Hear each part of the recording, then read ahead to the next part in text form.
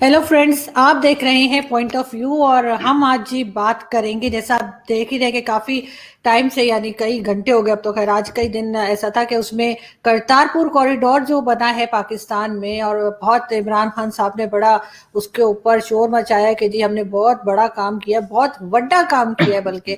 तो इस चीज के ऊपर बहुत ज्यादा पाकिस्तान ने वाहवाही ली अपनी, लेकिन अब हमने देखा कि वहां पर ये कोई मॉडल पहुंची हैं और इन्होंने जो है इस तरह से वहां पे डिफरेंट पिक्चर्स बनाई हैं, और जैसे कहते हैं कि बैक अपनी जो है वो करतारपुर की तरफ करके वो खड़ी हैं, और तरह तरह की इनकी मॉडलिंग की पिक्चर्स जो हैं वो आप सोशल मीडिया पर देख सकते हैं। कुछ भी नहीं हुआ, ना एफआईआर कटी, ना कोई सजा की बात हुई हो रही है, ना कोई इनसे ये कहा जा रहा है कि ये माफी मांगे। लेकिन खैर माफी मांगने से ये चीज खत्म नहीं हो जाएगी और ना ही होनी चाहिए, क्योंकि जब कुछ टाइम पहले सबा कमर जो हमारी टीवी आर्टिस्ट हैं और इंडिया में भी काम कर चुकी हैं, इरफान खान के साथ उनकी एक पिक्चर आई थी, और बहुत जबरदस्त बड़ी खूबसूरत आर्टिस्ट है। इन्होंने जब एक ये अपना गाना पिक्चराइज करवाया था लाहौर में वजीर खान मस्जिद जो है वहां पे, जब ये सबा कमर का ये गाना पिक्चराइज किया गया था, तो बहुत सारे फतवे निकल आए थे, बहुत सारे मौलवी बाहर आ गए थे, मुल्ला माफिया ने फतवे निकाल दिए थे। ये कहा जा रहा था इनको मार देंगे, कभी कहा जा रहा था इनकी एफआईआर तक कट चुकी थी। और सबा जो है और उनके साथी जो थे बिलाल, उन्होंने जो है वो रो रहे थे और माफिया मांग रहे थे, और किसी तरीके से कोई माफी देने को तैयार नहीं था। लेकिन अब जब यही हरकत हम देखते हैं कि करतारपुर कॉरिडोर पे जाके और वहां पे ये मॉडल कर रही है, तो हर तरफ खामोशी है और कोई खास बात नहीं की जा रही। ये दो तरह के कानून जो है पाकिस्तान में क्यों है, और इससे लोग जाहिर है हर्ट होते हैं, लोगों के जो सेंटिमेंट्स हैं वो हर्ट होते हैं, और ये नहीं करना चाहिए। हर एक की रिलीजियस जगह जो भी होती है इबादतगाह, वो बहुत अहम होती है। और इसी पे हम बात करेंगे। हमें जी ज्वाइन किया है इंडिया से रोहित शर्मा जी ने। Thank you so much Rohit कि नमस्कार। आपने ज्वाइन किया। नमस्कार नमस्कार, थैंक्स अ लॉट फॉर जी। Calling me. जी रोहित, आपने यस। देखा कि ये एक नया एक कहना चाहिए तमाशा शुरू हुआ है, और काफी डिस्टर्बिंग है बहुत। मुझे भी बहुत अफसोस है कि इस तरह की हरकत की गई, और करतारपुर में ये नहीं होना चाहिए था। आप इसको किस तरह देखते हैं? देखिए, एक चीज तो आज ही एक और इंसिडेंट भी हुआ है खैबर पख्तूनख्वा में, एक ब्लास्फेमी के केस में, जहां पे एक मेंटली इल आदमी के ऊपर एक आरोप लगाया गया, एक एलिगेशन लगा कि इसने कुरान के एक पेज को जलाया। ना उस केस में मेंटली इल था, बोल भी नहीं सकता था। उस केस में इतना स्ट्रॉन्ग एक्शन हुआ कि लोगों ने जाकर के वहां पे, क्योंकि पुलिस तो ऑफकोर्स एक एक्यूज्ड भी है, तो उसको कोर्ट ऑफ लॉ में ले जाएगी। पुलिस का काम तो ये है नहीं कि वो किसी एक्यूज्ड को लोगों को दे दे मॉब लिंचिंग के लिए। पुलिस ने उसको बचा लिया, पुलिस उसको ले गई कहीं सेफ जगह पे, तो लोगों ने वो पूरा थाना ही जला दिया। ये चीज किस तरीके से पाकिस्तान कहां जा रहा है, ये एक देखने वाली बात है। एक तरफ एक मॉडल जाकर के फोटो खिंचवाती है। एक मस्ट होता है गुरुद्वारे में, कोई भी जाए गुरुद्वारे में मस्ट होता है कि आपका सिर ढका होना चाहिए।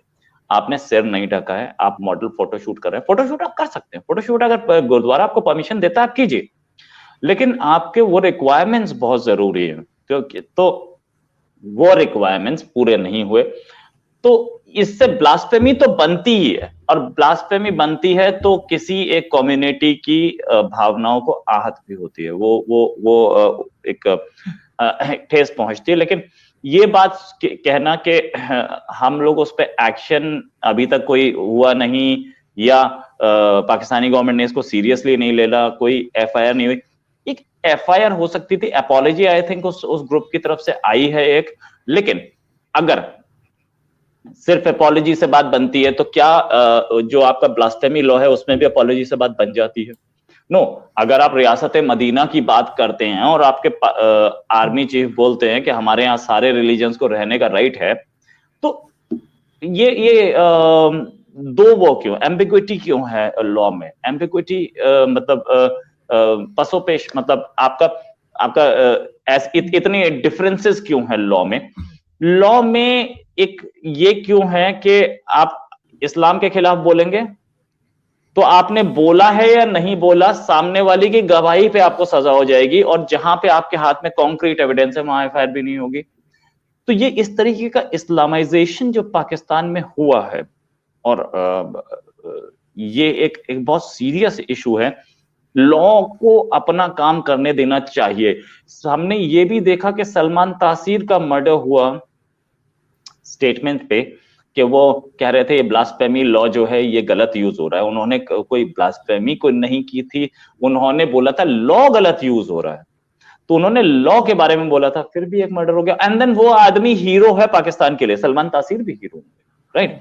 अब ये पाकिस्तान को समझना पड़ेगा कि हमारा हीरो कौन है, सलमान तासीर है या वो आदमी जिसने सलमान तासीर का मर्डर किया। यही एक बहुत बड़ी प्रॉब्लम ये कश्मीर में भी फेस हो रही है। वहां के पॉलिटिकल लीडर्स जिनका मर्डर होता है वो हीरो है, और जिसने मर्डर किया वो फांसी के बाद वो दफनाया जाता है, दोनों एक ही उसमें होते हैं, कब्रिस्तान में होते हैं, दोनों हीरो हैं। भाई दोनों कैसे हो सकते हैं, ये भी तो सोचने वाली बात है। जैसे कि ये एग्जांपल मैं क्या लूं, मीर फैज उमर फारूक के फादर का भी मर्डर हुआ, हीरो थे वो, और उसके बाद जिन पे आरोप लगा वो भी हीरो। भाई ऐसे कैसे हो सकता है? यही चीज पाकिस्तान को समझनी पड़ेगी कि किस गलत रास्ते पे जा रहे हैं। There something known as justice, और जस्टिस में रिलीजन जो होता है, रिलीजन को रिलीजन की तरह चलने देना चाहिए। आज 21st सेंचुरी में अगर आप सैटेलाइट भेज रहे हैं ऊपर, आप मिसाइल्स यूज कर रहे हैं, आप प्लेन्स यूज कर रहे हैं, तो आप वो आज से 1400 साल पहले के कानून को नहीं यूज कर सकते। आपको आज का कानून यूज करना चाहिए। क्यों पाकिस्तान में अगर आप क्या पाकिस्तान में कोई साइबर क्राइम लॉ नहीं है? क्या साइबर क्राइम सेल नहीं है? तो अगर इस्लाम में, शरीयत में वो मेंशन नहीं है तो आप उसे बंद कर देंगे? भाई ये चीज अब आप with the time world change होती है। ऐसा भी नहीं है कि 1400 साल पहले जो हुआ था उसमें चेंजेस नहीं हुए, बहुत चेंजेस हुए। और हिंदू धर्म में भी ऐसी बहुत सारी चीजें हैं जो कि हिंदू धर्म ने चेंज की। प्यूरिटैनिकल मूवमेंट्स आए, राजा राम मोहन राय लाए, दयानंद सरस्वती लाए, और उसको रेजिस्टेंस मिली, पहले दिन से मिली। लेकिन उसके बाद इंडिया ने, हमारे कंट्री ने, उस समय हम आजाद नहीं थे, हमारी कंट्री को एक्सेप्ट करनी पड़ी। इधर गवर्नमेंट को एक स्ट्रॉन्ग स्टैंड लेना पड़ेगा। हिंदू धर्म के साथ एक और भी चीज हुई, आजादी के बाद हमारे रिलीजन में एक बहुत बड़ी डिबेट चली कि हिंदू मैरिज एक्ट में डिवोर्स होगा या नहीं होगा, और इस पर 1956 का इलेक्शन भी लड़ा गया। नेहरू के खिलाफ एक हिंदू रिलीजियस लीडर लड़े नहीं, लेकिन divorce in the end incorporate किया गया। इसी चीज को इस्लामिक समाज एक्सेप्ट करने के लिए तैयार नहीं है कि भाई एक इक्वालिटी, पैरिटी पे ले आया है सबको, क्यों एक्सेप्ट करने के लिए तैयार नहीं? क्या ऐसा है कि एक पाकिस्तान में शरीयत का ही पार्ट है ना मैरिज एक्ट, शरीयत का ही पार्ट है क्रिमिनल लॉ। क्या पाकिस्तान में ऐसा होता है कि कोई आदमी चोरी करता हुआ पकड़ा जाए, उसका हाथ काट दिया जाए? नहीं, ये सजा नहीं होती। नहीं होती ना, क्यों नहीं होती? वो भी तो शरीयत है और ये भी शरीयत है। तो आपके लिए यही बात बीजेपी के leader, former prime minister Atal Bihari Vajpayee ने ये बोली, पार्लियामेंट में बोली। एक चीज और उन्होंने ये बोली थी उस समय कि भाई अगर क्रिमिनल लॉ सेम है सबके लिए तो सिविल कोड सेम क्यों नहीं है? मैरिज भी सबका सेम होना चाहिए, क्योंकि वो भी शरीयत में है। उस शरीयत को आप नहीं मान रहे, क्या शरीयत में ऐसा कुछ लिखा है कि इसके सेलेक्टिव पार्ट्स आप मान लें? दूसरी चीज ऐसा भी है कि हमारे अपने ही कॉन्स्टिट्यूशन में B.R. अम्बेडकर, हमारे जो कॉन्स्टिट्यूशन के फाउंडर थे, बड़े ही समझदार और मतलब बहुत ही काबिल आदमी थे, और बहुत मेहनत करके वो उस पोजीशन तक पहुंचे थे जहां पे वो पहुंचे थे। उन्होंने उसी टाइम में यूनिफॉर्म सिविल कोड हमारे कॉन्स्टिट्यूशन में लिख दिया था। Article 44 of the constitution of India says there should be a uniform civil code. एक लाइन है बस, दूसरी लाइन नहीं है। उसके बाद भी उसको एक्सेप्ट नहीं किया जा रहा। तो इस तरीके की जो, खैर इंडिया तो अभी बहुत लिबरल है और ऐसी कोई चांसेस नहीं है कि इंडिया इतना खराब हो पाए, लेकिन पाकिस्तान को यह बात समझनी पड़ेगी कि अगर ये और सिचुएशन बिगड़ी, क्योंकि अब वर्ज पे आ चुकी कहानी, अब इसके बाद आगे डिस्ट्रक्शन है, बहुत स्ट्रॉन्ग डिस्ट्रक्शन। क्योंकि कल अगर किसी मौलाना ने यह बोल दिया कि ये एयरपोर्ट्स अनइस्लामिक हैं, तो वो सारे एयरपोर्ट जला देंगे। भाई वो तो मौलाना को एक फतवा देना है ना, मौलाना तो फतवा 50 देते हैं, सानिया मिर्जा की स्कर्ट पर फतवा नहीं। देने के लिए तैयार खड़े हैं यहाँ तो। नहीं, वही मैं आपको बता रही थी ना कि जैसे मैंने सबा कमर की बात की, तो सबा ने जब लाहौर में मस्जिद में जो है वजीर खान मस्जिद में उनका एक प्ले था या शायद गाना उनका पिक्चराइज हो रहा था, तो उसके ऊपर इतना उधम मचाया, इतना शोर मचाया यहाँ पे सबने, और उनके लिए फतवे तक जारी हो गए थे, और उसके बाद एफआईआर तक कटने लगी थी, और बल्कि कट चुकी थी एफआईआर और सब कुछ हुआ था। लेकिन यहाँ पर सिर्फ एक फवाद चौधरी ने कहा है शायद कि जी इनको माफी मांगनी चाहिए। तो क्या माफी मांगने से काम हो जाएगा, या जैसे सभा के ऊपर बात हो रही थी कि सभा को भी फिर माफी मांग के छोड़ देना चाहिए था ना, सभा के ऊपर क्यों एफआईआर कटी, क्यों सब कुछ हुआ। इसी तरह से मैं याद कराऊं आपको कि जो केपीके में इन्होंने मंदिर जलाया था, उससे लोगों से पैसे लेके और कहा कि जी बस ठीक है, उनको छोड़ दिया गया। तो अगर कोई मस्जिद जला देंगे, मस्जिद तोड़ देंगे, तो कैसे छोड़ा जाएगा। तो यही दो कानून है पाकिस्तान में, ये बहुत बड़ा इशू है। लेकिन मैं ये भी आपसे जानना चाहूंगी रोहित कि एक बहुत बड़ी तादाद में सिख रहते हैं भारत में, और उन्होंने बहुत जश्न मनाया था करतारपुर के ऊपर और ये सारा कुछ। तो उनके जो रिलीजियस सेंटिमेंट्स है, क्या वो हर्ट हुए होंगे, क्या वो किसी किस्म का आप समझते हैं कि क्या सोच रहे होंगे, और कुछ कहेंगे वो पाकिस्तान गवर्नमेंट को कि इसके लिए एहतियात की जाए, और क्या क्या होना चाहिए कि नेक्स्ट टाइम इस तरह की चीज हमें देखने को ना मिले।